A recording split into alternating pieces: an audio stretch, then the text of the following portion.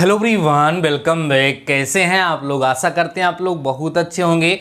Dear students, आज की इस क्लास के साथ हम आपके सिलेबस के बड़े ही इंपॉर्टेंट यूनिट को स्टार्ट करने वाले हैं, जिस यूनिट का नाम है मेंसुरेशन अर्थात क्षेत्रमिति। डियर स्टूडेंट्स, पूरे सिलेबस में ये बहुत ही इंपॉर्टेंट रोल अदा करता है और आप लोगों की डिमांड भी चल रही थी कि सर मेंसुरेशन अर्थात क्षेत्रमिति को पढ़ा दिया जाए। और डियर स्टूडेंट्स, चूंकि आपका एग्जाम पोस्टपोन हो चुका है, सो आपके पास पूरा समय है खूब ढंग से पढ़ने का, इसलिए आज की इस क्लास के साथ हम मेंसुरेशन को स्टार्ट करते हैं। आशा करते हैं कि आप लोग हमारे साथ फुल सपोर्ट के साथ बने रहेंगे और सभी के सभी कंसेप्ट को ढंग से समझेंगे और उसके बेसिस पे क्वेश्चन कैसे सॉल्व किया जाता है कंप्लीट डिस्कशन करूंगा, एकदम मजा आ जाएगा डियर स्टूडेंट्स। तो आइए आज की हम ये यूनिट स्टार्ट करते हैं जिसका नाम है क्षेत्रमिति अर्थात मेंसुरेशन। देखो बच्चों, क्षेत्रमिति का मतलब क्या होता है समझने का प्रयास करिएगा।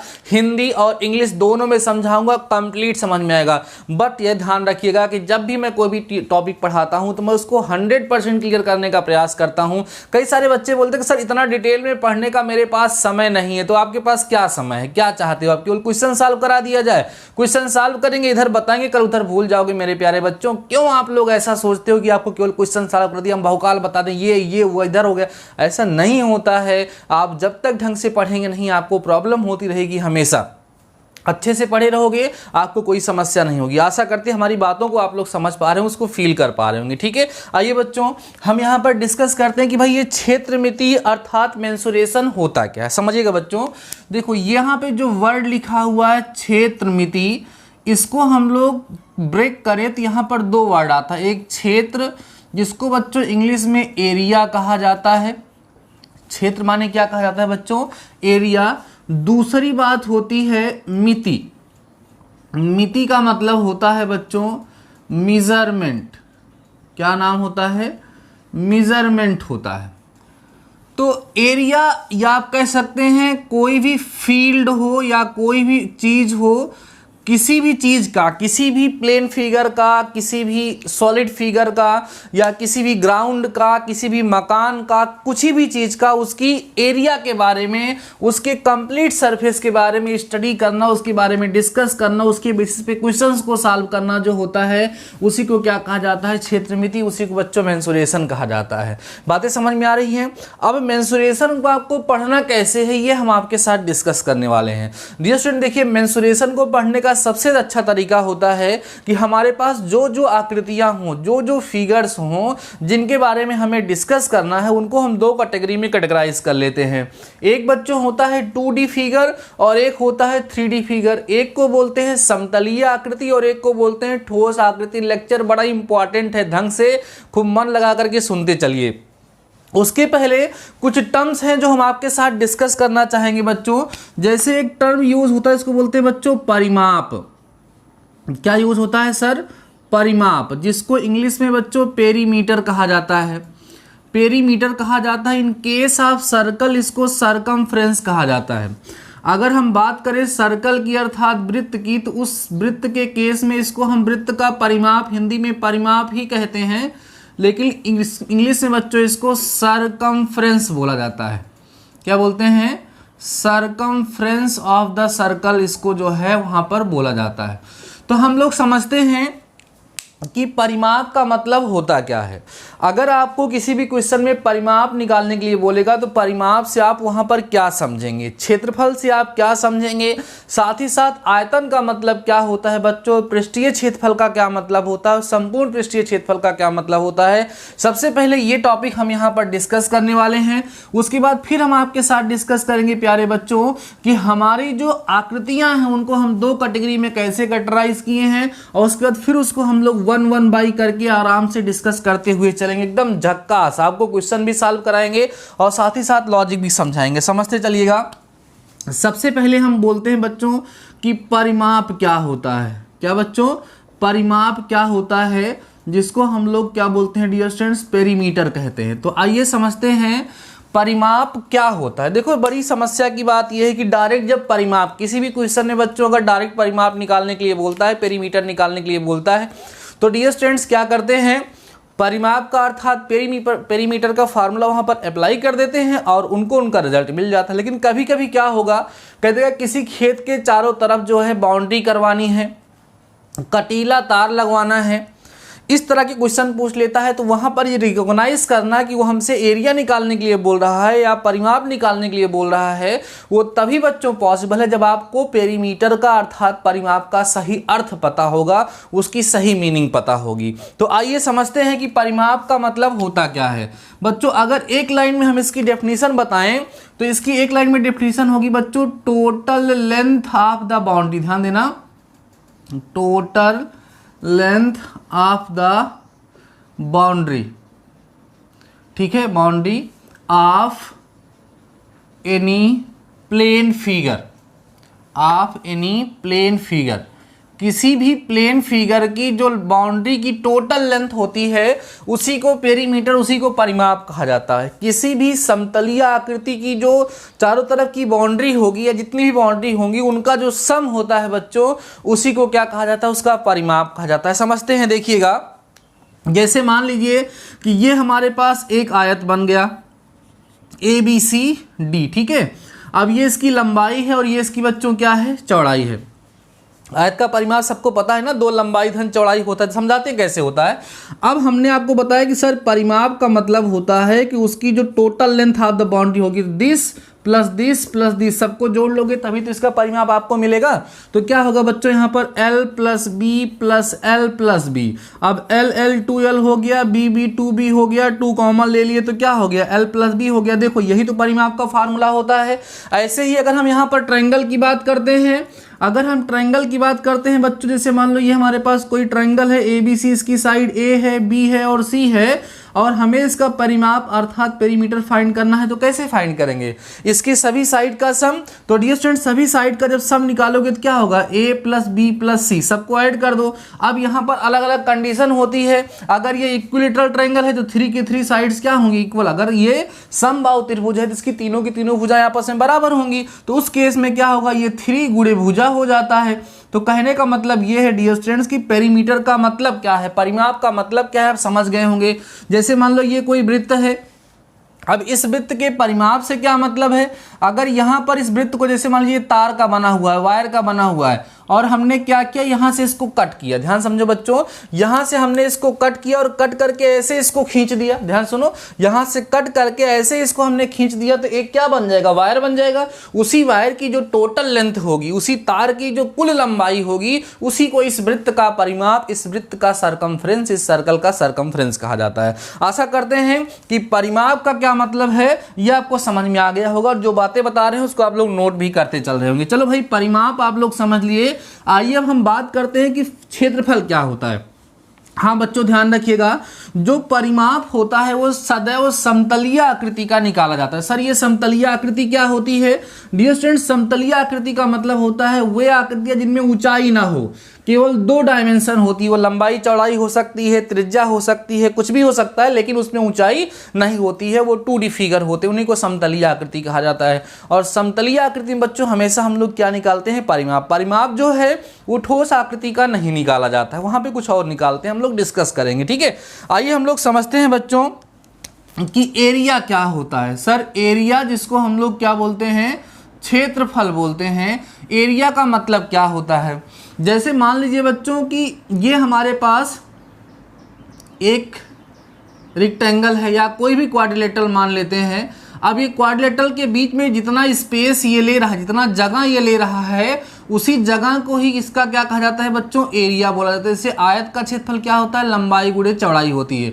और क्षेत्रफल भी बच्चों याद रखोगे आप लोग हमेशा समतलीय आकृति, समतलीय आकृति जो हमारे प्लेन फिगर होते हैं, ध्यान सुनना, समतलीय आकृति अर्थात जिसको हम क्या बच्चों बोलते हैं, प्लेन फिगर्स। जो प्लेन फिगर्स होते हैं बच्चों, केवल उसी में ही क्षेत्रफल निकाला जाता है। तो ये जो टोटल स्पेस, टोटल स्थान वो लेता है, उसी को बच्चों क्या कहा जाता है, क्षेत्रफल कहा जाता है। तो परिमाप क्या होता है, क्षेत्रफल क्या होता है, आपको समझ में आ गया होगा। और छोटी छोटी चीज़ें भी यहाँ पर डिस्कस होंगी, विकर्ण क्या होता है, वो सब चीज़ें अलग हैं। मेन मुख्य चीज़ें जो हैं वो समतलीय आकृति में बच्चों 2 चीज़ें होती हैं, एक परिमाप होता है और एक क्षेत्रफल होता है। दोनों चीज़ें आपको क्लियर हो गई होंगी। आइए अब हम लोग थोड़ा सा ठोस आकृति पर चलते हैं और देखते हैं कि वहाँ हमें क्या क्या फाइंड करने के लिए मुख्य रूप से दिया जाता है। नंबर पहली बात वहां पर आती है बच्चों, वक्र पृष्ठीय क्षेत्रफल। ध्यान समझिएगा, वक्र पृष्ठीय क्षेत्रफल।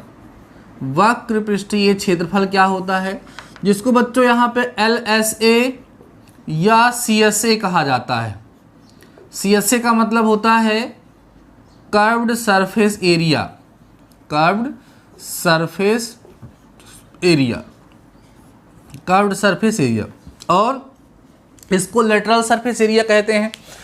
दूसरा जो आता है बच्चों वो होता है हमारा संपूर्ण पृष्ठीय क्षेत्रफल, उसको बोलेंगे संपूर्ण पृष्ठीय क्षेत्रफल, जिसको शॉर्ट में कहते हैं TSA, या उसको पूरा नाम इसका होगा टोटल सरफेस एरिया।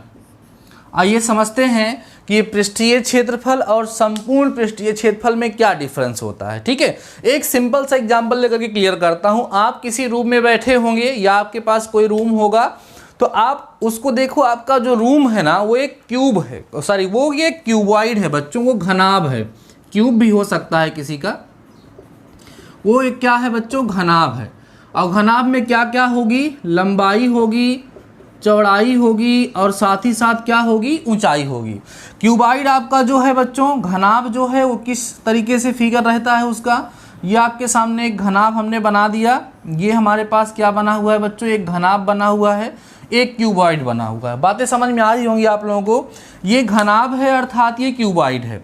अब देखो बच्चों, इसके सरफेस की अगर हम बात करें तो कितने सरफेस होते हैं, आगे पीछे ऊपर नीचे दाएं बाएं, लेफ्ट में राइट में, पीछे हमारे और सामने, एक ऊपर एक नीचे, 6 सरफेसेस होते हैं।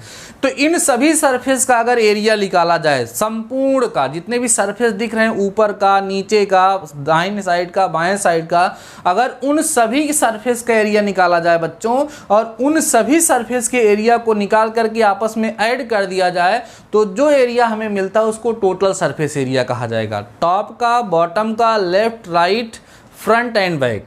ठीक है, इसको क्या बोलेंगे, टोटल सरफेस एरिया। लेकिन याद रखिएगा बच्चों, अगर अर्श और फर्श, टॉप एंड बॉटम दोनों को निकाल दिया जाए, टॉप और बॉटम दोनों को निकाल दिया जाए और बाकी बचे हुए 4 सरफेसेस का एरिया निकाला जाए, तो उसी को बच्चों बोला जाता है लेटरल सरफेस एरिया या कर्व्ड सरफेस एरिया। उसी को हम लोग वक्र पृष्ठीय क्षेत्रफल के नाम से जानते हैं।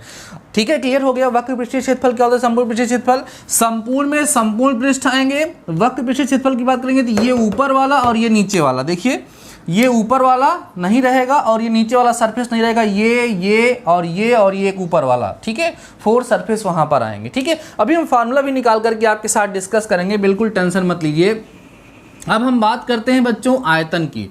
ध्यान रखिएगा, जो पृष्ठीय क्षेत्रफल होता है वो चाहे संपूर्ण पृष्ठीय क्षेत्रफल हो बच्चों या वो वक्र पृष्ठीय क्षेत्रफल हो, वो केवल और केवल बात होती है 3D फिगर के बारे में ही वहाँ पर चर्चा होती है, अर्थात ठोस आकृतियों के बारे में ही हम लोग वहाँ पर बात करते हैं, उन्हीं का निकाला जाता है। ठीक है बच्चों, आइए आगे बात करते हैं कि आयतन क्या होता है। आयतन सिंपल सा मतलब होता है कि किसी के अंदर कितनी हवा भरी जा सकती है, कितना लिक्विड उसके अंदर भरा जा सकता है, वही उसका आयतन होता है, वही उसका वॉल्यूम कहलाता है। और अलग अलग फिगर के लिए बच्चों वॉल्यूम को फाइंड करने का अलग अलग फार्मूला होता है। समझ में आ रही हैं बातें आप लोगों को। अब देखिए, ये स्टार्टिंग में बताना ज़रूरी था, क्योंकि जब आपको ये सारी चीज़ें पता होंगी तो जब उनके फार्मूले के बारे में हम लोग डिस्कस करेंगे तो आपको कोई दिक्कत नहीं होगी। अब देखो बच्चों, हम आपको पढ़ाएंगे कैसे, ये भी आप लोग समझ लीजिए। सबसे पहले हम आपको बताएंगे कि हमारे पास जितनी भी आकृतियां हैं, जितने भी फिगर्स हैं बच्चों, उन सभी के सभी फिगर्स के बारे में हमें डिस्कस करना है। फिगर्स मतलब आकृति, मतलब जैसे वृत्त हो गया, त्रिभुज हो गया, चतुर्भुज हो गया, इन सब के बारे में हम लोग डिस्कस करते हुए चलेंगे। तो आकृतियां जो होती हैं बच्चों, उनको 2 कैटेगरी में हमने उठा करके कैटेगराइज कर दिया। कौन कौन सी? एक है बच्चों समतलीय आकृति, ध्यान समझते चलिएगा। एक आकृति का नाम है बच्चों कौन सी आकृति? समतलीय आकृति, जिसको हम लोग बोलते हैं इंग्लिश में प्लेन फिगर्स, और इसी को हम लोग 2D फिगर के नाम से भी जानते हैं। समझते चलना, एकदम मज़ा आने वाली है, ध्यान दीजिएगा। इस समतलीय आकृति में आपको 3 चीज़ें पढ़नी है। सबसे पहले आपको वृत्त पढ़ना होगा। वृत्त मीन्स बच्चों सर्कल होता है। दूसरा बच्चों आपको त्रिभुज पढ़ना होगा। ठीक है, त्रिभुज जो होता है उसको हम लोग क्या बोलते हैं बच्चों? ट्रायंगल बोलते हैं। और तीसरा जो है बच्चों वो चतुर्भुज होगा। चतुर्भुज होगा। जिसको हम लोग क्वाड्रिलेटरल कहते हैं। और यहीं पर आपको बहुभुज के बारे में भी पढ़ाया जाएगा। बहुभुज जो होता है, जिसको इंग्लिश में बच्चों पॉलीगॉन कहा जाता है, इसके बारे में भी आपको यहाँ पर स्टडी करना है, आपको यहाँ पर पढ़ना है। तो आपके पास कुल समतलीय आकृतियाँ कितनी हैं बच्चों? 4 हैं, वृत्त, त्रिभुज, चतुर्भुज और बहुभुज। ये 4 आकृतियों के बारे में हम लोग यहाँ पर डिस्कस करेंगे 1 बाई 1। एकदम ट्रिक भी बताऊँगा, कंसेप्ट भी बताऊँगा, एकदम ज़बरदस्त तरीके से आपको समझ में आ जाएगा। आइए अब हम लोग बात करते हैं बच्चों कि हमारे पास जो 3D फिगर्स हैं, या जिसको हम लोग कहते हैं ठोस आकृति, इसको बोलेंगे बच्चों कौन सी आकृति? ठोस आकृति बोलेंगे, या इसको इंग्लिश में हम लोग सॉलिड फिगर कहते हैं, या इसको हम सिंपली 3D फिगर के नाम से भी जाना करते हैं। इसमें आपको क्या क्या पढ़ना है समझिएगा बच्चों। इसमें आपको जो पढ़ना है वो सबसे पहले आप पढ़ोगे घनाभ के बारे में। घनाभ जिसको इंग्लिश में बच्चों क्यूबॉइड कहा जाता है। फिर आप सीखेंगे घन क्या होता है बच्चों, जिसको इंग्लिश में क्यूब कहा जाता है। फिर आप बेलन पढ़ोगे, लंबवृत्तीय बेलन, जिसको हम लोग इंग्लिश में क्या कहते हैं? सिलेंडर कहते हैं बच्चों। उसके बाद फिर आप पढ़ेंगे यहाँ पर शंकु के बारे में, जिसको लंबवृत्तीय शंकु कहते हैं, इंग्लिश में कोन कहा जाता है। ठीक है। उसके बाद देखो बच्चा, घनाभ, घन, बेलन, शंकु हो गया। उसके बाद फिर हम लोग आकर के आगे चल के पढ़ते हैं बच्चों गोला क्या होता है, और गोले के साथ साथ हम लोग अर्धगोला भी इसी में पढ़ लेते हैं, जिसको हम लोग स्फीयर एंड हेमीस्फीयर बोलते हैं। स्फीयर बोलेंगे, गोले का मतलब स्फीयर होगा, और हेमीस्फीयर का मतलब क्या होगा बच्चों? अर्धगोला होता है। इसके बाद यहाँ पर आपके सिलेबस में कुछ चीज़ें और दी गई, जिसको हम बोलते हैं प्रिज्म। और अगला है बच्चों पिरामिड। इससे भी क्वेश्चन आपके एग्जाम में पूछे जाने के चांसेस बने हुए होते हैं। तो जान लीजिए कि मेंसुरेशन में आपको इतने सारे टॉपिक को कवर करना है। तो मेंसुरेशन एक बड़ी यूनिट है, और मेंसुरेशन से बच्चों आपके एग्जाम में कई सारे क्वेश्चन आने के चांसेस बहुत ही ज़्यादा बने रहते हैं। सो ये टॉपिक बहुत ही ज़्यादा इंपॉर्टेंट होने वाला है। अभी तक हमने जो कुछ भी आपके साथ डिस्कस किया, जो भी मैंने आपको समझाया, आशा करते हैं कि आपको सब कुछ ज़रूर से ज़रूर समझ में आ गया होगा। डियर स्टूडेंट्स, अभी हमको पढ़ना कैसे है, जैसे हमने कंप्लीट इंट्रोडक्शन मेंसुरेशन का आपके सामने उठा करके रख दिया। आप थोड़ा कमेंट सेक्शन में जा करके बताइएगा कि आपको यह इंट्रोडक्शन कैसा लगा, कितना आपको समझ में आया, कहीं आपको कोई डाउट तो नहीं हो रहा है। देखो बच्चों, आप जब कमेंट करते हो ना, तो दिल से बोलता हूँ बहुत ज़्यादा मज़ा आती है। कई सारे बच्चे सोचते होंगे सर कमेंट का रिस्पांस नहीं देते हैं। बच्चों, आप समझ सकते हैं हमारी मजबूरी, जिसका ज़रूरी होता है मैं पूरा प्रयास करता हूँ कि तुरंत ना दे पाऊँ तो आगे पीछे कमेंट का रिस्पांस जरूर देता हूँ। हाँ, देख जरूर से ज़रूर लेता हूँ। आज नहीं देखूंगा, कल देखूंगा। आपका सपोर्ट और प्यार जरूर से ज़रूर देखता हूँ। बच्चों, बातें समझ में आ रही होंगी। तो डियर स्टूडेंट्स, चलिए ठीक है, फटाफट से आप इन सारे टॉपिक को नोट कर लीजिए। अब नेक्स्ट क्लास से, टुमारो से हम लोग समतलीय आकृति के बारे में पढ़ना स्टार्ट करेंगे, जिसमें पहले हम लोग पढ़ेंगे वृत्त, तब पढ़ेंगे त्रिभुज, तब चतुर्भुज, तब बहुभुज, घनाभ, घन, बेलन, तब ऐसे पढ़ना स्टार्ट करेंगे। बहुत ज़बरदस्त तरीका है। हाँ, जो बच्चे अभी रिसेंटली हमसे नए जुड़े हैं और उनको त्रिकोणमिति तैयार नहीं है, तो हम आपको बताएं कि कंप्लीट ट्रिग्नोमेट्री केवल एक ही वीडियो में मैं कवर कर चुका हूं, और उसका लिंक आपको डिस्क्रिप्शन में मिल जाएगा। फटाफट से देख लीजिए, क्योंकि ट्रिग्नोमेट्री भी बहुत ही ज़्यादा इंपॉर्टेंट चैप्टर है आप लोगों का, और उसमें सभी के सभी चैप्टर विद एग्जाम्पल हमने डिस्कस किए हैं। पूरी ट्रिग्नोमेट्री आपकी तैयार हो जाएगी। ठीक है, तो चलो बच्चों, नेक्स्ट डे से हम अपने फर्स्ट टॉपिक की तरफ डिस्कस करना स्टार्ट करेंगे। तब तक के लिए शानदार रहिए, मस्त रहिए और पढ़ते ज़रूर रहिए। मिलते हैं नेक्स्ट वीडियो के साथ, तब तक अपना ख्याल रखिए। All the best.